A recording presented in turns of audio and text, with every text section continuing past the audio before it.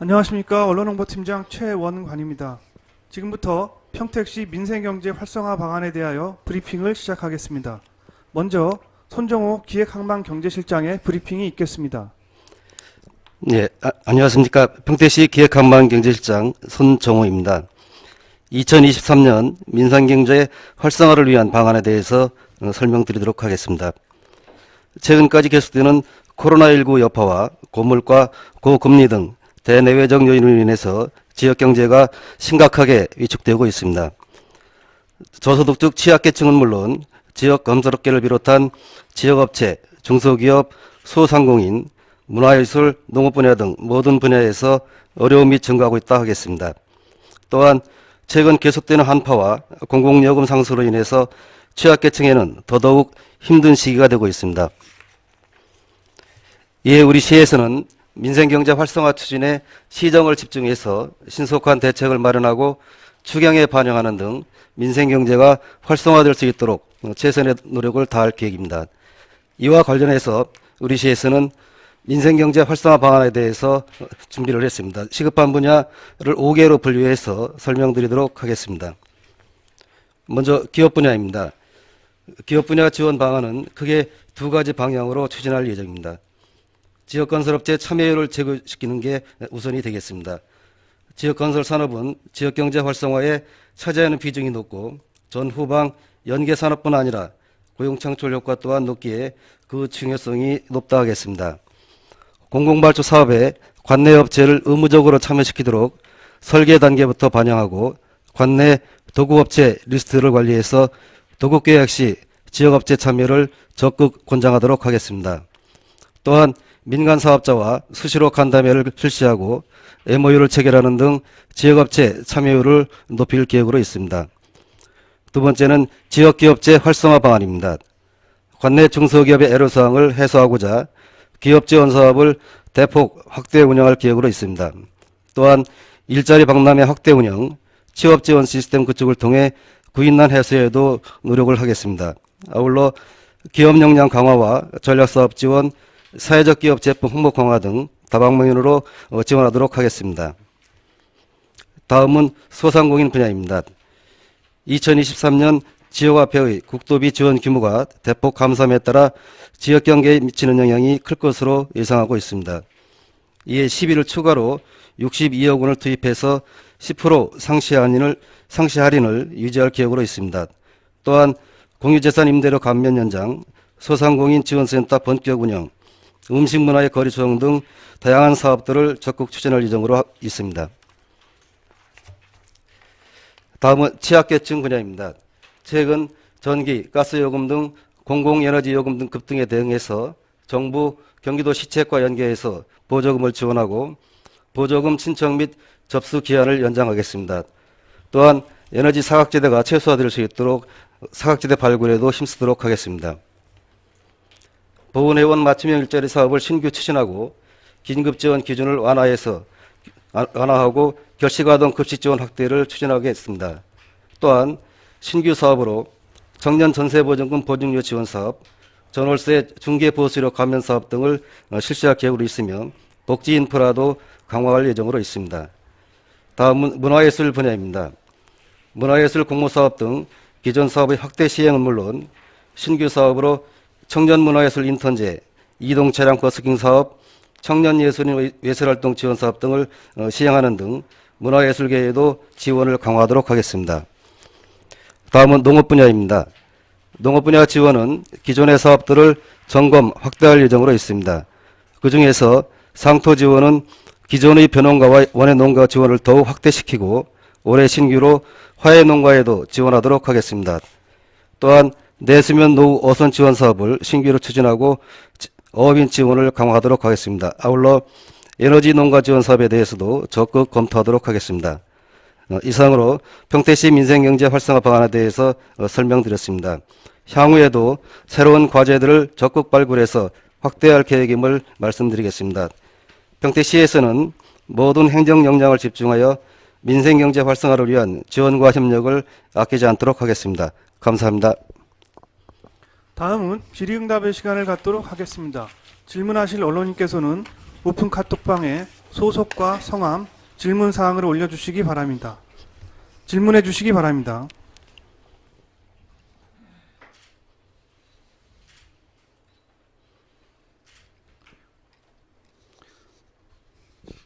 먼저 SK BTV 주하영 기자께서 세 가지 질문을 해주셨습니다. 첫 번째, 골목 상권이 지역 경제 활성화에 중요한 역할을 하고 있는데 지역 상품권 외에 다른 지원 방안이 있다면 설명 부탁드리겠습니다. 두 번째, 새로운 정책 홍보를 어떻게 하실 계획이신지, 시청 홈페이지에는 팝업 창이 많이 떠 보기 힘들고 SNS 등은 검색해야 나오는 등 다소 접근이 어렵습니다. 보다 적극적인 홍보 방안이 있다면 소개 부탁드립니다. 세 번째, 음식 문화거리 장소는 어디이며 어떤 음식 종류로 언제쯤 추진될 예정인지 질의하셨습니다. 그래서 1번하고 2번은 일자리 과장이 답변을 드리긴 하겠는데, 골목 상권 활성화를 위한 뭐 다른 방법 같은 거하고, 첫 번째가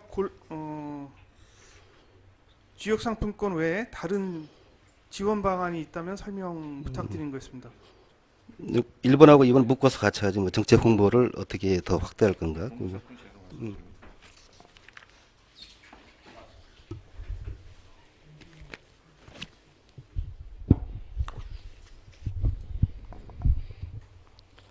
네, 일자리 경제과장 우정식입니다. 질문하신 사항 중에 골목 상권에 대한 지역화폐 정책 말고 추가로 어떤 정책이 있느냐 질문 사항에 답변드리겠습니다. 그 골목 상권이 평택시에서 관리하고 있는 상권이 15개 정도가 되고 있습니다. 그 골목 상권에 저희가 이제 특별히 시에서 정책을 하고 있는 거는 저희가 이제 작년에 이제 소상공인 지원센터를 작년에 개설을 했습니다. 현재 2명이 임기제 공무원이 근무를 하고 있고요. 금년 2월 중에 센터장을 추가로 채용할 계획이 있습니다. 그래서 이제 별도로 이제 골목 상권에 대해서 전담 팀이 하나 생긴다는 말씀을 드리고요. 아울러 골목 상권에서 이제 저희가 추가로 지원해 주는 사항은 각 골목 상권의 특성에 맞는 사업을 발굴을 1차적으로 하고요. 그 발굴이 선정이 되면 저희가 국가나 도의 공모 사업을 통해서 거기 골목 상권을 특성화를 하고 있는 정책을 하고 있습니다. 앞으로도 이제 소상공인을 위해서 적극 노력하도록 하겠습니다. 두 번째는 저희가 이제 이 정책 같은 홍보에 대해서는 저희가 상시로 이제 각종 SNS나 어떤 시 언론 매체를 통해서 상시 홍보하고 있고요. 어떤 국가의 정책이 새로 위반이 되거나 새로운 사업이 발굴될 때마다 저희가 그 골목상권 임원진들을 상시 저희가 소통을 하면서 연락을 주고받고 그런 정책을 활용하고 있습니다. 네, 이상입니다.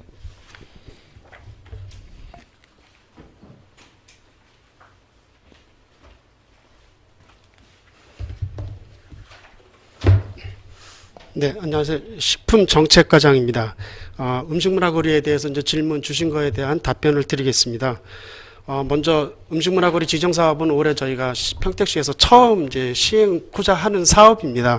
사업 대상은 저희가 평택시에 상인회가 조성된 골목상권에 상인회가 조성된 약 15개의 상인회를 대상으로 3월 중에 공모 신청을 받아서 심사하고 올해는 예산 범위 내에서 약 2개소에 약 2천만 원씩 공동시설 위주로 지원할 계획입니다. 이 사업을 통해서 그 골목상권을 운영하고 있는 각 상인회의 자발적인 그 노력을 견인해내고 다양한 음식점 문화거리를 이제 다양한 콘텐츠로 홍보해서 많은 시민들이 찾아올 수 있고 그 골목상권의 활성화를 위해서 이제 그런 그 취지의 목적을 갖고 추진코자 하는 사항입니다.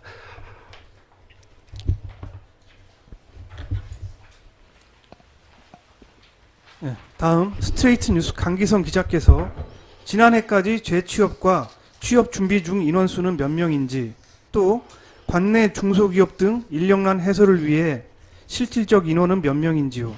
이를 해소하기 위해서 시는 실질적 대책이 무엇인지 질의하셨습니다. 첫 번째 사항이 이제 재취업과 이제 준비생에 대한 그 정확한 현황은 사실상 실제로 파악하기는 어렵고요. 이거에 대해서는 계략적인 사항만 이제 관리할 수밖에 없다는 이제 현실적인 한계가 있습니다. 그리고 이제 그 일자리나 이제 취업에 대해서 이제 적극적으로 이제 그 매칭할 수 있는 그러한 시책은 이제 기존에는 박람회를 1년에 한 번 하고 또 다른 개통으로서 했었는데 이번에 올해부터는 그 대형 박람회도 2번으로 확대를 하고 매월 한 번 이상씩 소규모로 해서 이제 그 일자리 구인 구직에 대한 매칭을 계속 할 예정으로 있습니다. 아울러서 상공회의소와 협력을 해서 기업별로 그 맞춤형으로 구인 구직이 이루어질 수 있도록 그렇게 이제 협력을 하고 있다는 말씀을 드리겠습니다. 질문해 주시기 바랍니다.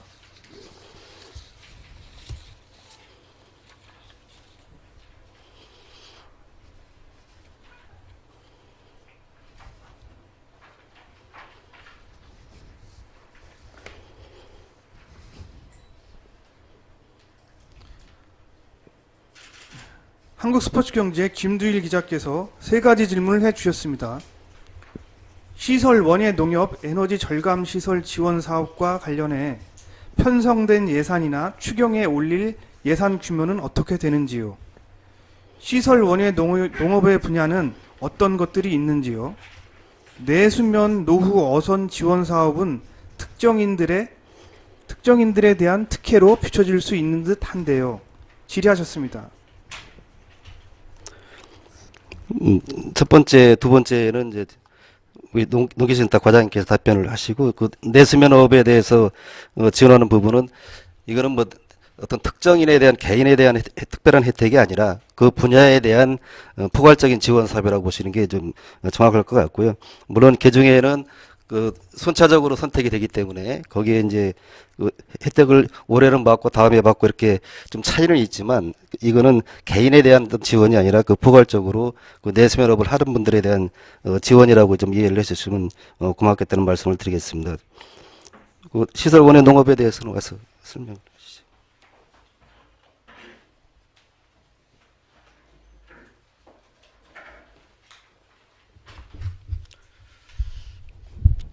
네, 안녕하십니까. 저 농업정책과장 허윤강입니다. 시설원예 농가법인 유가보조금 한시지원 사업은 이제 최근에 내려온 사업으로서요. 2022년도 10월 1일부터 12월 30일에 사용한 우리 저 농기계나 아니면 난방기들 그 평균 월별로 이제 평균 가격이 정해지는데 그거하고 그다음에 기준 단가가 있습니다. 그거 차액 보조금으로 해서 한 50% 지원하는 내용이 되겠습니다. 그래서 뭐 예산 규모는 아직 이제 신청받는 단계라서 이제 신청을 받아봐야지 알거든요. 그래서 확실하게 정해진 거는 없습니다. 그리고 두 번째 시설원예가 어떤 분야들이 있냐고 지금 질문을 하셨는데요. 저희들이 이제 평택 같은 경우도 화해 농가들이 많습니다. 화해하고 그다음에 기존에 우리 그 진이나 서탄 쪽에 시설 원예들이 많은데 대부분이 보면 이제 겨울 작기에 들어가는 곳들은 뭐 토마토라든가 오이 뭐 이런 것들을 많이 재배하고 있습니다. 네, 이상 말씀드렸습니다.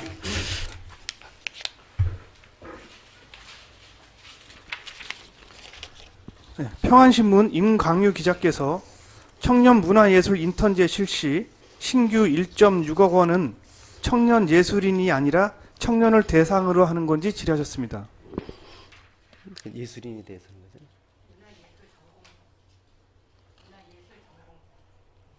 전공자. 네, 지금 담당 과장이 이제 안내를 해주셨는데 이제 그 부분은 청년 문화예술 그 전공자에 대해서 이제 그 인턴제를 실시를 하는 거로 그렇게 이해하시면 되겠습니다. 경기일보 안노현 기자께서 현재 평택에서 내수면 어업 종사자가 많지 않은 것으로 알고 있습니다.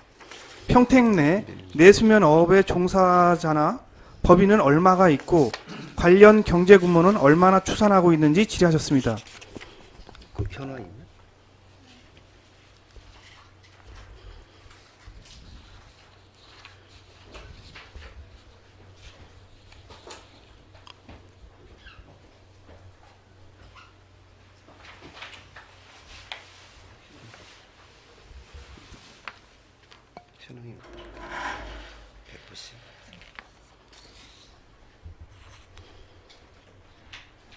거기 매출액 규모는 안 나오는 거지.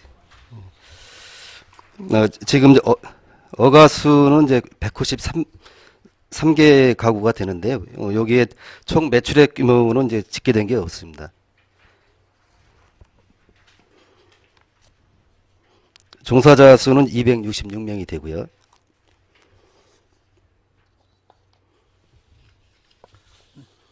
한수경제 김두일 부장께서 추가 질문해 주셨습니다. 추가로 어선은 차량이나 주택처럼 개인 소유로 알고 있는데 개인 소유에 대해 유지보수 비용을 지불하는 것이 과연 어떤 효과가 얻을 수 있을지 질의하셨습니다. 네, 이 사업은 우리 시만의 어떤 그 사업이 아니라 이제 도에서도 이렇게 지원을 해서 그 부분에 대해서 이제 아까도 말씀을 드렸지만 어떤 개인 재산에 대한 어떤 보존을 해주는 게 아니라 그 분야의 산업에 대해서 지원해주는 그런 역할이라고 보시면 되겠습니다. 우리가 기업체에 지원해주는 부분도 결과적으로는 한 기업의 지원이 되는 거지만 그 기업 분야 전체에 대한 지원은 한 꼭지의 일환으로 접근을 하는 거기 때문에 그렇게 포괄적으로 이해를 해주시는 게 맞을 것 같습니다.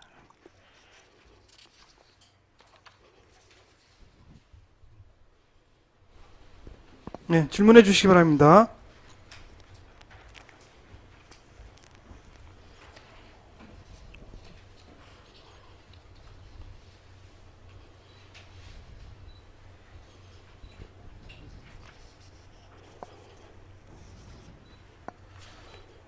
서울 경기 G뉴스 김성곤 기자께서 복지 사각지대 발굴을 어떻게 할 것인지 구체적으로 질의하셨습니다.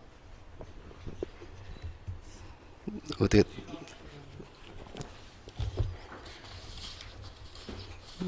담당 과장께서 설명드리겠습니다.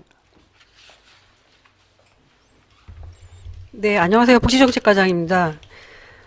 지금 복지사각지대 발굴하고 관련해서 질문 주신 거에 대해서 답을 드리면, 복지사각지대 발굴은 여러 통로로 지금 발굴을 하고 있습니다. 읍면동에 각 맞춤형 복지팀이 있기 때문에 읍면동 맞춤형 복지팀이랑 지역사회보장 협의체의 위원님들이 매주 1회씩 복지사각지대 발굴을 위해서 이제 노력을 하고 있고요.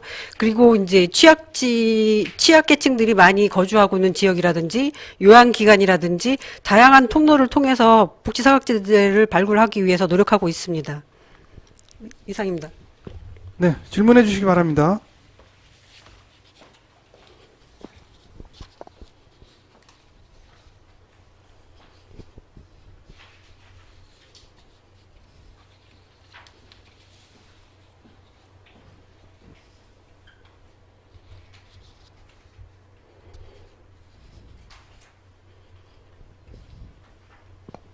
예, 더 이상 질문하실 분이 안 계시므로 브리핑을 모두 마치겠습니다. 감사합니다. 감사합니다.